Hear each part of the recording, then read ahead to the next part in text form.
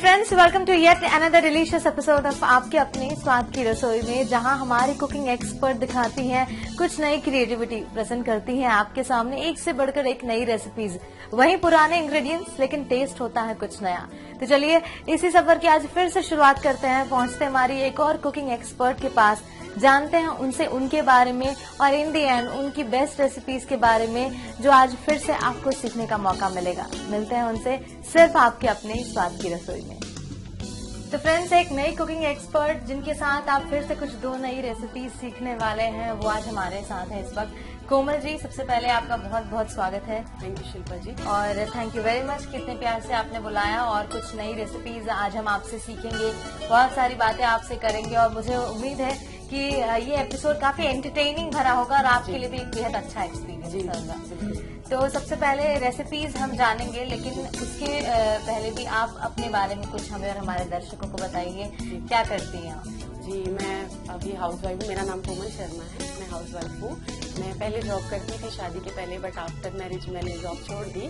और मेरे यहाँ हस्बैंड को बहुत ज्यादा मतलब कुकिंग का भी और खाने पीने का बहुत शौक है, इसीलिए मैंने मतलब आफ्टर मैरिज ही सारा कुछ सीखा। पहले नहीं आता? पहले उतनी ज्यादा मुझे कुकिंग नहीं आती थी। मैंने अपने मदर इन लॉ से, मैंने अपनी मम्मी से सारा कुछ सीखा। बहुत सारी चीजें मैंने अपने हस्बैंड से सीखी और वो भी कुकिंग करते हैं, उनको भी बहुत इंटरेस्ट है और मुझे भी इंटरेस्ट आ गया उनकी वजह से। इंटरेस्टिंग टू हियर कि आपने कुकिंग अपने हस्बैंड से सीखी। जी जी जी, ये एक अच्छी चीज है। तो फिर आज जब आपने सोचा हो कि मैं क्या कुछ नया बनाऊं, तो उनका सजेशन आया वगैरह? जी बिल्कुल आया था। उनको पराठे का बहुत शौक है। हाँ। और नाश्ते में वो पराठा ही लेना पसंद करते हैं। तो मैं डिफरेंट टाइप की उन्हीं के लिए मैंने उनके लिए डिफरेंट टाइप के पराठे बनाने सीखे। अच्छा, तो आज उनमें से क्या बता रहे हैं हमारे साथ? ये स्नैक्स के लिए अपन, ये जो बच्चे वेफर्स वगैरह पसंद करते हैं, स्पेशली ये बच्चों के लिए है वैसे तो। और जो वेफर्स और कुरकुरे ये जो बच्चे पसंद करते हैं, उसी इंग्रेडिएंट्स को मैंने मिला के एक पराठा तैयार किया है एक टाइप का।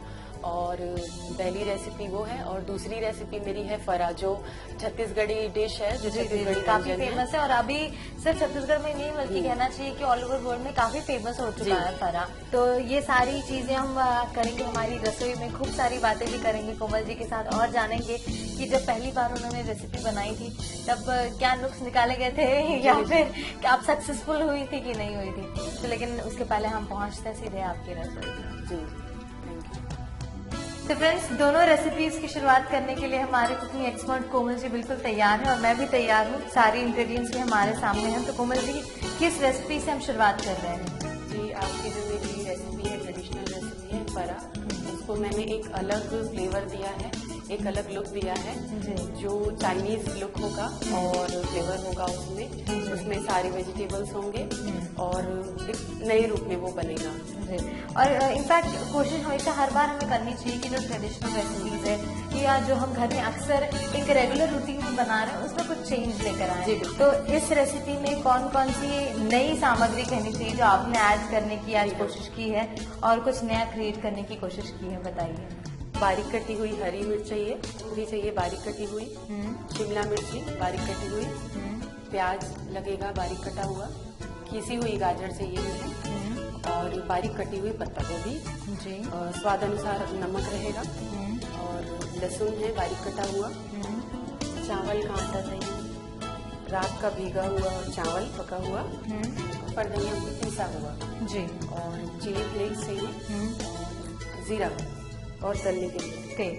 मतलब ये बेसिक जो इंग्रेडिएंट्स हैं वो हमें लगेंगे। ज्यादा से ज्यादा वेजिटेबल्स सीजन के अकॉर्डिंग, जिस सीजन में जो वेजिटेबल्स अवेलेबल है वो आप इंक्लूड कीजिए, क्योंकि फरा जब हम बनाते हैं, जैसे एक बेसिक प्रोसेस होता है, हम बाती की तरह उसे बनाते हैं। तो जैसे मेरे दिमाग में क्वेश्चन राइज हो रहा है, तो क्योंकि वेजिटेबल्स हल्की हल्की खड़ी है जी, तो जब उसे शेप में देंगे तो ये बिखरेगा नहीं? नहीं, बिल्कुल नहीं बिखरेगा जी। ये क्या है, पके हुए चावल जो है वो सॉफ्ट रहता है, उसके साथ हम बाइंड करेंगे तो ये बिल्कुल नहीं बिखरेगा। मतलब अलग से बाइंडर हमें नहीं डालना पड़ेगा, सिर्फ जो चावल का आटा है और जो पके चावल वही काम करेंगे बाइंडर, वही उसी से। चलिए तो शुरू करें प्रोसेस। क्या करेंगे सबसे पहले? सबसे पहले एक बोल ले लेंगे, इसमें हमने डाली हरी मिर्च, फिर उसके बाद मैंने इसमें डाला प्याज, फिर शिमला मिर्च जी, सब बराबर मात्रा में रहेगा? जी सब बराबर, घिसी हुई गाजर, बारीक कटी हुई पत्ता गोभी, जी। बारीक कटी हुई फूल गोभी डालेंगे। और ये फ्लेवर के लिए हम इसमें फर धनिया की चटनी है, जी। सिर्फ फर धनिया को ही मैंने पीसा हुआ है। जी। फिर इसके बाद हम इसमें डालेंगे नमक, थोड़ा सा ऑयल भी इसमें डालेंगे। ये सारी चीजें पहले मिक्स कर लेंगे अच्छे से। सारे वेजिटेबल्स, साथ ही साथ ऑयल और जो हमने डाला है नमक, ताकि जी। मिक्स हो जाए। जी। तो ये पानी नहीं छोड़ेगा? नहीं नहीं, ये इसको तुरंत बनाना है, इसीलिए ये रखने से पानी छोड़ देगा। जी। इसमें डालेंगे चावल, ये रात का भीगा हुआ चावल हमने इसमें डाला। जी। ये सब फिर मिक्स करना है सबको। जी। चावल एकदम बारीक मैश होना चाहिए अच्छी तरह से। जी। क्योंकि हमें फरा बनाना है तो काफी बाइंडर का भी काम करेगा और सारी हाँ। चीजें मैश हो जाए, काफी बारीक बारीक हो तो टूटेगा नहीं। हाँ नहीं। अब हम इसमें डालेंगे चावल का आटा और अच्छी तरह से मिला लेंगे।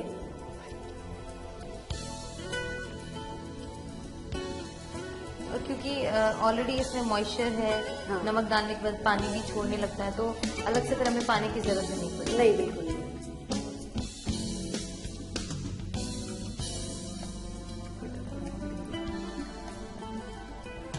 जैसा कि देखा आपने, मैंने सारे इंग्रेडिएंट्स डाल दिए हैं।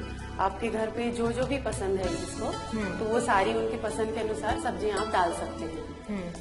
और ये फिर उसके बाद हमने ये सारा मिक्स कर लिया है, सारी वेजिटेबल्स डाल के। और फिर उसके बाद हाथ में हम ऑयल लगा के इसको फरा का धीरे धीरे एक बाती के रूप में शेप देते जाएंगे। जी। चावल का आटा अपने हिसाब से डालेंगे, क्योंकि चावल के आटे में कोई फ्लेवर नहीं होता, तो इसीलिए हमने ये सारी वेजिटेबल्स डाली है। और इसके साथ ही साथ मैंने पिसा हुआ धनिया डाला है, इसीलिए ताकि वो फ्लेवर आए और एक फ्रेग्रेंस रहे उसमें। जी। इसके बाद क्या करना होगा हमें? जी, मैंने पहले से ये गंज रखा हुआ है पानी डाल के स्टीम के लिए। इसके बाद हम इसको स्टीम करेंगे। ये फरा मेरी रेडी हो गई है, इसकी बाती मैंने बना ली है। और ये पहले से ही मैंने पानी चढ़ाया हुआ था स्टीम के लिए, और इसमें मैंने ऑयल लगा लिया है ताकि ये चिपके ना। अब ये हम धीरे धीरे ये डालते जाएंगे।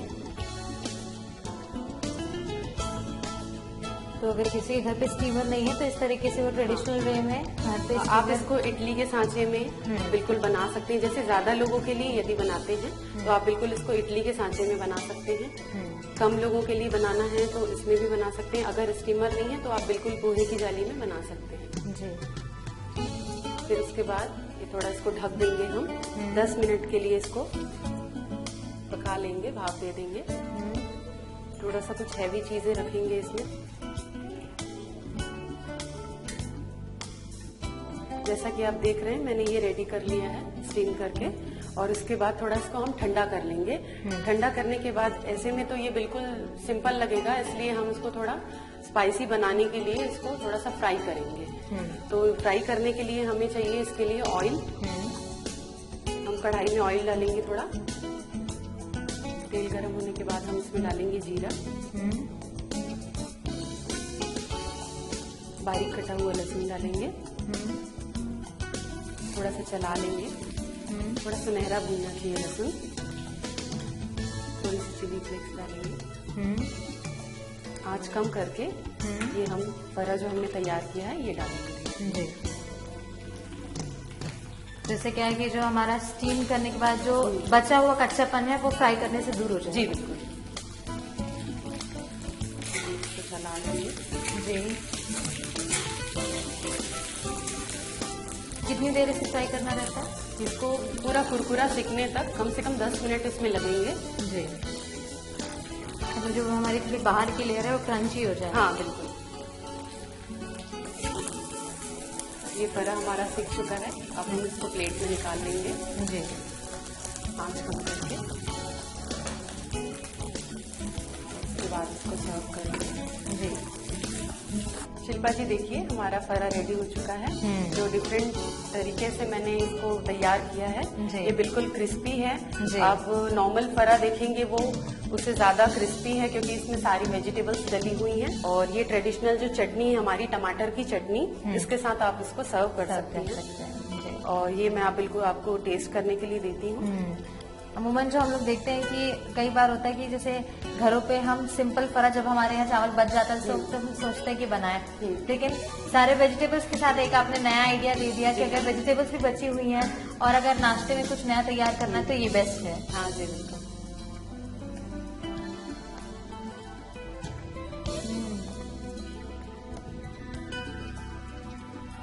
गांव में बहुत बनता है फरा जी बिल्कुल। तो मुझे जो आपने चटनी दी टमाटर की, उसमें से एक अलग सा अरोमा आ रहा है, एक फ्लेवर आ रहा है। और रही बात हमारी क्रिस्पी फरे की जो अभी हमने तैयार किया, मेरे सारे डाउट्स क्लियर हो गए और ये काफी ज्यादा अच्छा लग रहा है। मतलब अगर आप सुबह के नाश्ते में, और चिली फ्लेक्स से ज्यादा स्पाइसी भी नहीं हुआ, लेकिन एक डिफरेंट टेस्ट है ना, फीका लग रहा है ना ज्यादा स्पाइसी। तो अगर सुबह के नाश्ते में अगर इसे बनाया जाए तो आराम से आपका दिन कट सकता है, पेट भी भर जाएगा और आपके टेस्ट बड्स को कुछ नया टेस्ट मिलेगा। तो मैंने इस रेसिपी का स्वाद चख लिया और आने वाले कुछ दिनों में वैसे अपने घर पे ट्राई करने वाली हूँ। हमारे व्यूवर्स भी इसे ट्राई करेंगे क्योंकि काफी इजी है।